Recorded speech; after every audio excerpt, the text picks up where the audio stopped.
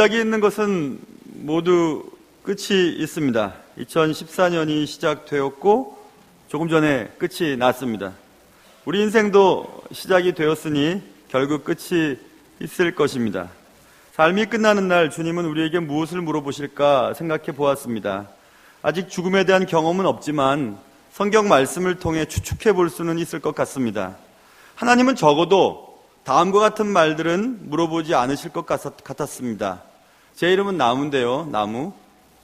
나무야, 너 얼마나 배웠니? 학교는 어디까지 나왔니?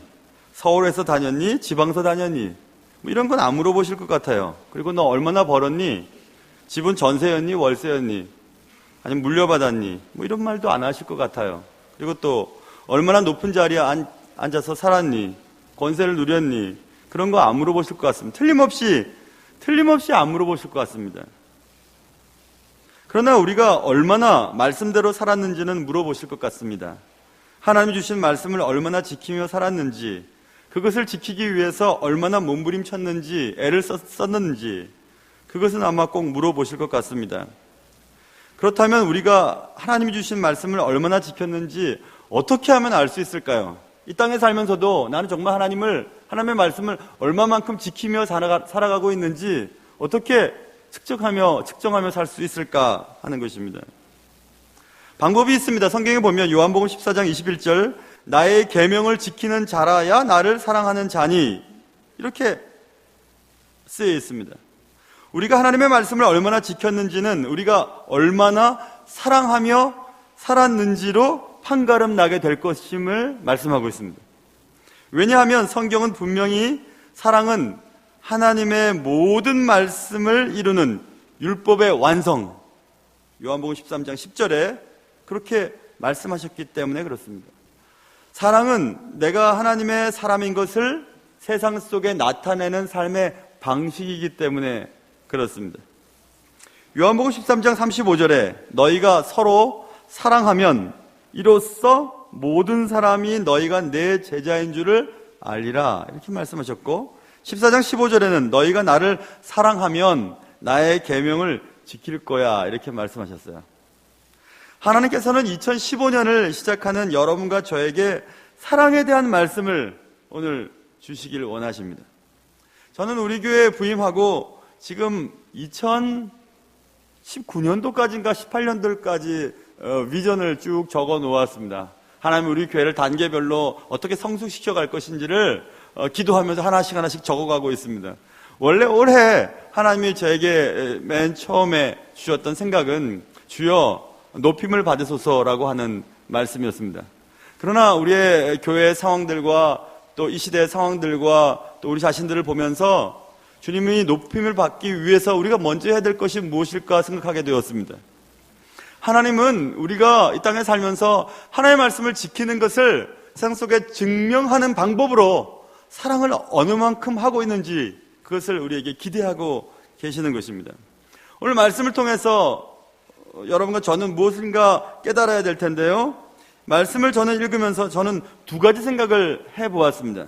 첫째는 사랑을 하라 그러는데 사랑을 하면 하나님의 제자인 것을 세상 사람들이 안다고 하는데 우리가 사랑하는 삶의 방식을 통해 세상 사람들에게 나는 하나님의 백성인 것을 드러내야만 하는데 그렇다면 사랑은 정말 뭘까? 이런 생각을 해보게 되었습니다.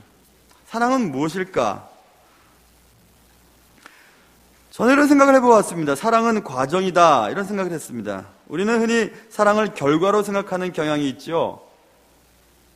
그러나 사랑은 결과이기보다는 과정이죠. 옛날에는 사랑했었는데 지금은 아니라는 거죠. 그런데 하나님이 우리에게 바라시는 사랑은 옛날보다 더 나아지는 사랑을 말하고 있습니다. 사랑은 계속되는 거죠. 예전에 당신이 무엇을 가졌기 때문에 사랑했었는데 지금 그렇지 않아. 사랑하지 않아. 옛날엔 당신이 참 미모도 있고 날씬하고 젊었는데 지금 그렇지 않아. 사랑하지 않아. 그 틀린 얘기죠. 사랑은 계속해서 성장하고 또 더 성숙해지는 것임을 성경은 곳곳에서 말씀하셨습니다. 아, 사랑은 과정이구나. 결과가 아니구나. 사랑은 또 수고를 하고 우리는 생각할 수 있습니다. 사랑은 저절로 생기지 않고 스스로 유지되지도 않습니다. 사랑은 수고해야 시작되고 가꿈으로 유지될 수 있는 것이기 때문에 그렇습니다.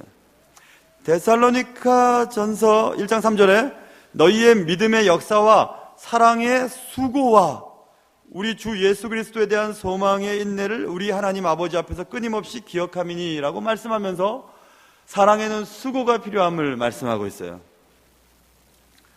그래서 우리는 사랑은 책임이라 라고 또 얘기할 수 있습니다. 사랑은 내 감정에 따라 변하는 것이 아니고 사랑은 상대방을 향한 지속적인 배려로 지속되는 것, 그것이 사랑인 것을 알 수 있습니다. 그러므로 사랑은 책임 있는 자의 책임 있는 행동으로 나타나는 것이지 어떤 일순간적인 감정의 결과로 나타나는 것이 아님을 우리는 알 수 있습니다. 이런 내용들을 우리가 살펴보면서 여러분과 저는 정말 사랑하고 있는 것일까? 여러분의 배우자와 여러분의 일과 또 교우들과 또 여러분에게 맡겨진 사명들에 대해서 사랑하고 있는 것일까 생각해 볼 수 있습니다. 나는 내 인생의 끝에서 하나님이 요구하시는 사랑의 흔적들을 얼마나 내보일 수 있을까? 나는 내 인생을 하나님의 기준에 따라 잘 살았다고 말할 수 있을까? 사랑은 과정이며 수고이며 책임이라고 말씀드렸습니다. 다른 것은 다 못해도 사랑 하나만큼은 확실하게 할 수만 있다면 하나님은 네가 내 말씀대로 살았구나 라고 인정해 주신다고 말씀하셨습니다.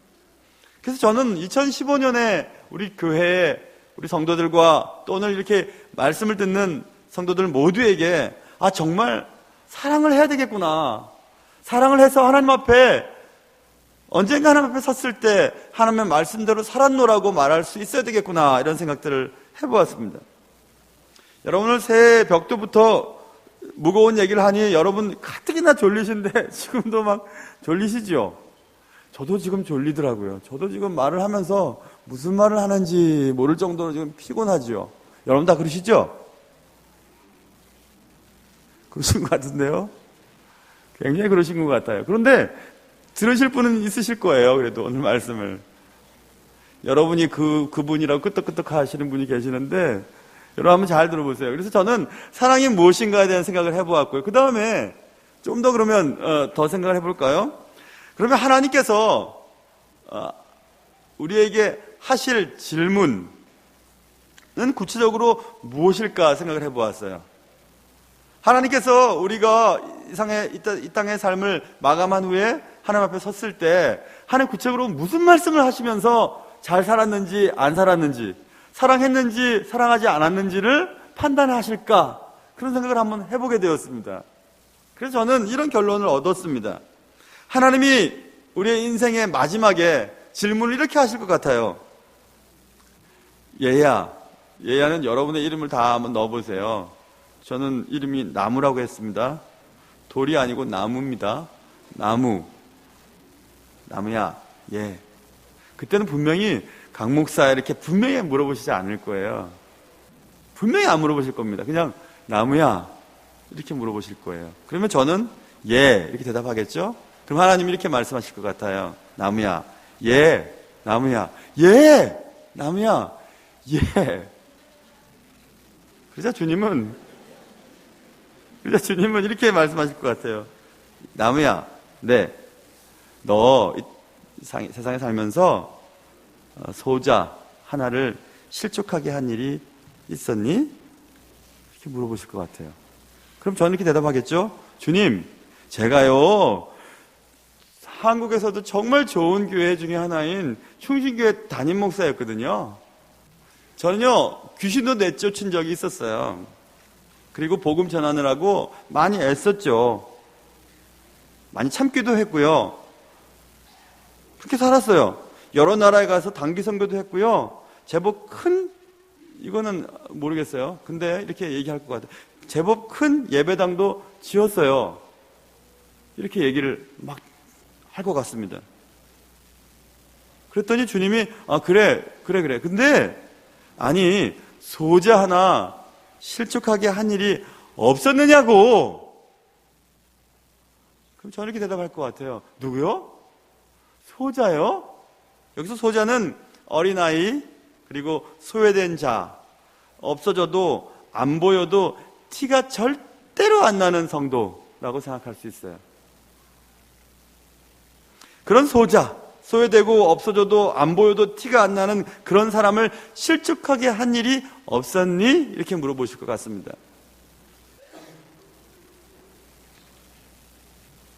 성경은 분명히 말씀하셨거든요. 마태복음 18장에서 누구든지 나를 믿는 이 작은 자 중 하나를 실족하게 하면 차라리 연자맷돌이 그 목에 달려서 깊은 바다에 빠뜨려지는 것이 나으니라.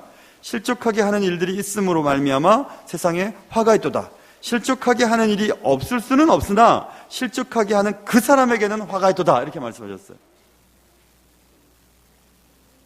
우리는 얼마나 자주 그리고 많이 사람들을 실족시켰을까요?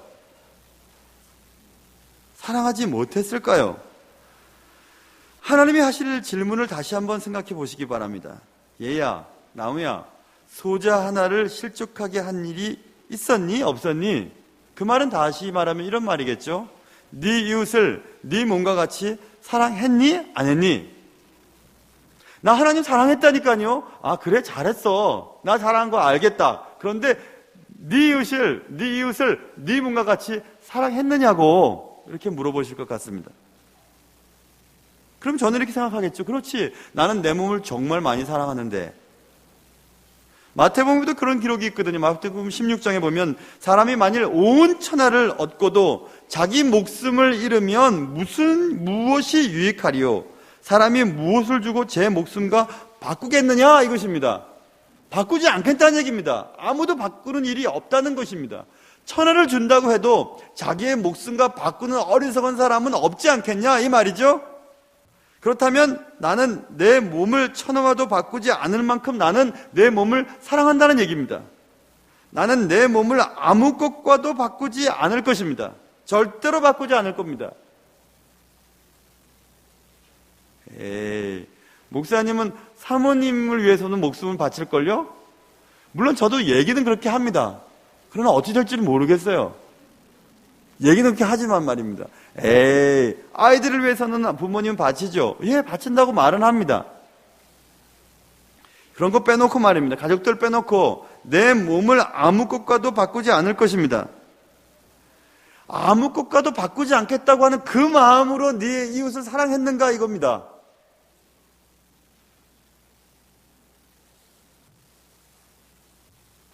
그랬을 때 정말 내가 내 이웃을 내가 나를 사랑하는 것처럼 사랑했을까? 사랑하지 않으면 실족합니다. 하나님께서 은혜를 주셔서 미국에서 공부할 기회가 있었어요. 한 5년 공부했죠. 얼마 공부하진 못했지만은 공부한 것 가운데 지식적으로 얻은 것도 물론이었고요. 좋은 목사님들을 많이 만나서 많은 도움을 얻었던 것이 더 컸습니다. 물론 그 가운데 미국 목사님들도 포함해서 여러 교수님들도 포함되었지만 한국에 돌아오기 전에 공부를 마치고 이제 한국에 돌아가야 되는데 그래도 배운 것과 함께 무엇인가를 새롭게 다짐을 하고 오고 싶었어요. 그래서 유명하다고 하는 목사님, 정말 존경받는 목사님들은 대부분 가까운데 좀 멀리 있는 분들 찾아가서 이런 질문을 던졌습니다. 똑같은 질문을 던졌습니다. 목사님, 다시 저처럼 젊어진다면 어떻게 목회를 하고 싶으십니까? 하고 질문을 계속해서 던졌습니다. 어떤 목사님은 제자 훈련을 할 거야. 어떤 목사님은 교육에 힘을 낼 거야. 역시 참 좋은 말씀. 어떤 목사님은 이렇게 말씀도 하셨습니다. 그 말씀은 제가 전하고 싶지는 않지만 그래도 어떤 목사님이 그런 말씀 하시더라고요. 성도들을 꽉 잡을 거야 이런 얘기도 하더라고요. 여러 목사님들의 말씀을 들었는데 시카고 한인제일장로교회의 원로 목사님이시 지금 아마 아직 소천하셨다는 말씀을 듣지 못했으니까 아직 계실 거예요. 강인등 목사님이라고 하는 목사님이 제가 공부하는 곳으로 무슨 보기 위해 오셨어요. 제 아내와 아이와 함께 좋은 곳에 모시고 가서 맛있는 거 대접해드리고 또 똑같은 질문을 던졌습니다. 목사님, 다시 저처럼 젊어진다면 어떻게 목회하고 싶으세요? 하고 여쭈어보았습니다. 그 강 목사님이 이런 말씀 하시더군요. 강 목사, 저도 강 목사네요, 정말. 강 목사, 나는 다시 목회를 한다면, 그러면서 말을 그 다음에 잊지를 못하세요. 다시 목회를 한다면 말이야, 성도들을 더 많이 사랑하고 싶어. 그러면서 그 나이 드신 목사님이 눈물을 글썽글썽 거리세요. 더 많이 사랑하지 못했던 것 같아. 다시 목회의 기회가 주어지면 성도들을 더 많이 사랑할 것 같아. 저는 그 말씀 하나 딱 마음에 담았어요. 뭐 제자훈련 하든지 뭐 목회를 하든 저는 뭐 성품이 여러분도 알다시피 좋아서 성도들 꽉 잡지를 못해요. 꽉 쥐어 살면 살지, 집에서 하는 것처럼 말입니다. 그래서 그 제가 잘할 수 있는 것은 뭘까 생각해 보았어요. 후회 없이 살아야지. 후회 없이 사는 게 뭘까? 많이 사랑해야지. 그거 하나 깨닫고 왔습니다. 여러분, 하나님께서 물어보실 겁니다. 분명히. 나무야, 내 말씀 지켰냐? 예. 사랑했냐? 예. 소재 하나 실족시킨 일 없니? 아마 그럴걸요? 너는 너를 사랑하듯이 너의 이웃을 사랑했냐? 거기서 막힐 것 같아요. 분명히 막힐 것 같습니다. 하나님의 물음 앞에서 낭패를 당할 것 같아요. 그래서 아직 하나님이 데려가시지 않는 것 같습니다. 아직 너 멀었다, 야. 아직 나한테 오려면 멀었다. 그런데 생각해 보았습니다. 과연 어떻게, 정말 그렇게 사랑할 수 있을까? 주님이 말씀하셨던 것처럼 네 이웃을 네 몸과 같이 한번 사랑해봐. 그렇게 정말 사랑할 수 있을까? 깊이 생각해 보지 않아도 저는 쉽게 대답할 수 있을 것 같습니다. 전 못하겠는데요? 전 못할 것 같습니다. 내겐 고작 나를 위한 사랑밖에는 남아있지 않습니다. 제 아내 사랑하고 아이들 사랑하니까 아이들을 위해서, 아내를 위해서 그까지는 갈 수 있을까? 당해봐야 알겠죠. 제가 뭐 당신은 내 목숨보다 더 사랑한다고 하는 말을 계속하니까 제 아내는 지금 믿고 속고 있지만 모르겠어요, 어떻게 될지. 그러나 하나님은 매일같이 또 말씀하십니다. 네 이웃을 네 자신과 같이 사랑해라. 그렇게 더 무시무시한 말 하세요. 원수 사랑해라. 그럼 또 저는 대답을 합니다. 불가능합니다. 주님, 불가능해요. 내 이웃을 내 몸과 같이 사랑하는 것도 힘든데 내게 아픔을 주고 나를 힘들게 한 원수를 사랑하라고요? 불가능합니다. 내 안에는 그만한 사랑은 전혀 없어요. 그럼 어떡하죠? 주님 앞에 섰을 때 너 내 말 지켰니? 네. 말 지키는 것은 사랑하는 건데 사랑했니? 네. 네 이웃을 내 몸과 같이 사랑했니? 모르겠는데요. 원수 사랑했냐? 아니요. 그럼 안 될 텐데 어떡하죠? 큰일이죠. 내 안에 사랑이 없다면, 내 이웃을 내 몸과 같이 사랑하고 원수를 사랑할 만한 사랑이 없다면 어떻게 해야 되죠? 방법이 하나 있습니다. 그것을 주님이 알려주셨어요. 그것은 외부로부터 오는 공급을 받으라는 것입니다. 심령이 가난한 자가 되라는 것입니다.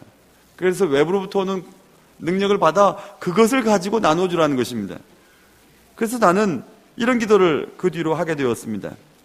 주님, 사랑할 수 있는 힘을 주세요. 저분을 사랑할 수 있는 힘을 주세요. 저분을 내 몸처럼 사랑할 수 있는 힘을 좀 주세요. 이렇게 기도의 내용이 바뀌게 되었습니다. 외부로부터 오는 사랑, 하나님이 우리에게 부어주는 사랑이 없으면 절대로 우리는 다른 사람을 사랑할 수 없기 때문에 그렇습니다. 다른 사람을 사랑한다고요? 원수를 사랑한다고요? 내 아내와 내 남편도 사랑할 수 없는데, 내 자녀와의 관계 속에서도 무조건적으로 사랑할 수 없는 나 때문에 얼마나 많은 문제들이 벌어지고 있는데, 그런데 누가 누구를 사랑한다고요? 그런데 오늘 우리가 읽진 않았지만 로마서 5장 우리 8절의 말씀을 보세요. 로마서 5장 8절에 우리가 아직 죄인 되었을 때에 그리스도께서 우리를 위하여 죽으심으로 하나님께서 우리에 대한 자기의 사랑을 확증하셨느니라, 이렇게 써 있습니다. 이 말 앞에 아무런 말도 할 수가 없게 되었습니다. 우리가 깨끗했을 때, 우리가 하나님의 말씀대로 살았을 때, 우리가 하나님이 기뻐하는 일을 했을 때 우리를 사랑했던 것이 아니라, 우리가 아직 죄인 되었을 때, 아직도 여전히 죄인 되었을 때, 여전히 주의 마음을 아프게 할 때, 여전히 주의 손과 발을 십자가에 못 박는 삶을 살아갈 때, 여전히 하나님 앞에 등 돌릴 때, 여전히 하나님의 마음을 계속해서 아프게 하는 그때에도 주님은 우리를 사랑하셨어요. 언제까지? 그의 목숨을 죽으심으로 우리를 사랑하셨다고. 그래서 내가 너를 사랑한다는 것을 확증해 주셨다고 말씀했습니다. 그런 사랑이 하나님이 우리에게 주신 사랑입니다. 우리가 아직 죄인 되었을 때 받은 사랑, 그 사랑이 하나님이 우리에게 주신 사랑이에요. 자격 없는 자를 향한 하나님의 사랑입니다. 생명까지 주신 사랑입니다. 우리가 받은 그 사랑은 정말 놀라운 사랑이었습니다. 2015년 하나님께서는 우리가 그렇게 사랑하기를 원하고 계십니다. 우리는 그런 사랑을 할 수 없어요. 없기 때문에 하나님께 받아서 해야 되는 것입니다. 자, 그렇다면 이렇게 얘기할 수 있을 것 같아요. 아, 그래. 원수를 사랑할 수 있는 힘, 네 이웃을 내 몸과 같이 사랑할 수 있는 힘, 그리고 내 아내와 남편과 자녀들을 죽기까지 사랑할 수 있는 그 힘은 하나님으로부터 오는 것이구나. 그러니 그렇게 사랑할 수 없는 사람들은 하나님을 사랑하지 않는 사람들입니다. 그렇게 사랑할 수 없는 사람들은 하나님과 관계 없는 사람들입니다. 그렇게 사랑할 수 없는 사람들은 하나님 앞에 섰을 때 아무런 말도 할 수 없는 사람들이 될 것입니다. 저는 그래서 하나님 앞에 기도한 것 하나 있습니다. 주님, 난 다른 건 못해도, 목사가 되었지만 설교도 못하고 뭐 행정도 잘 못하고 리더십도 없고 뭐 잘하는 것도 별것 없어요. 그러나 하나님 앞에 갔을 때, 예이야, 나무야, 너 나 많이 흉내냈구나, 그런 말은 꼭 듣고 싶어요. 다른 건 못해도 정말 그건 듣고 싶어요. 여러분이 생각할 때 에이, 목사님은 그런 사람도 아니면서 그렇게 생각할지 모르지만 저는 정말 많이 애를 쓰고 있습니다. 여러분 믿으셔도 돼요. 여러분 미워하는 사람 제가 하나도 없습니다. 주님이 알고 계실 거예요. 여러분 저를 미워하는 사람이 있을지도 모르겠어요.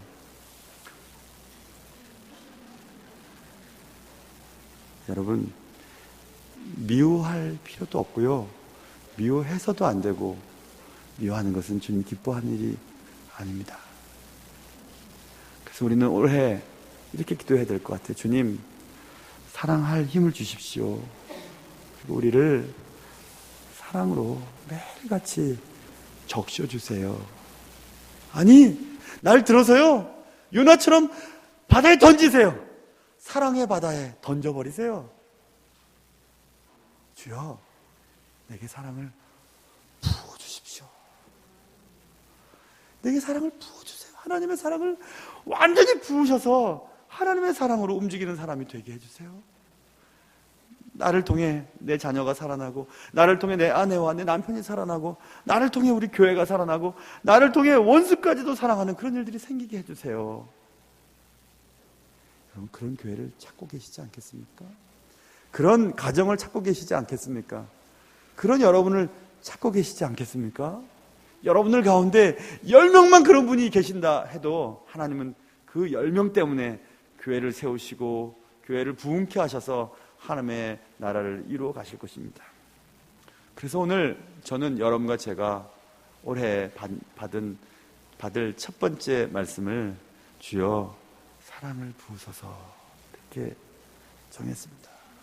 우리가 아직 죄인 되었을 때, 우리가 의인 되었을 때가 아니라 죄인 되었을 때, 아직도 죄인 되었을 때, 아직도 형편없는 사람이었을 때, 아직도 내 손과 발에 못질하고 내 얼굴에 침을 뱉고 내 얼굴에 손을 대서 나를 치는 그 죄인, 아직도 그 죄인을 위해 자신의 목숨을 던지심으로 내가 너를 사랑한다라고 확증해 주셨던 예수님의 그 사랑을 우리가 받는다면 여러분의 삶에, 여러분의 가정에, 여러분의 교회에 일어나는 모든 것들을 잠재울 수 있을 것입니다. 모쪼록 그런 사람들이 되시고 그런 교회가 되시고 그런 가정이 되셔서 여러분이 주님 앞에 섰을 때 뭐 하다 왔냐? 예, 말씀 지키다 왔어요. 어떻게 지켰는데? 사랑하다 왔어요. 어떻게 사랑했는데? 예, 이웃을 내 몸과 같이 사랑했어요. 원수도 사랑했어요. 어떻게 그렇게 사랑했니? 주님이 주신 사랑으로 그렇게 사랑했죠? 그래, 잘했다 내 사랑하는 딸과 아들아 하고 품어주시는 그런 귀한 인생 되시기를 주님의 이름으로 축원합니다. 기도하겠습니다.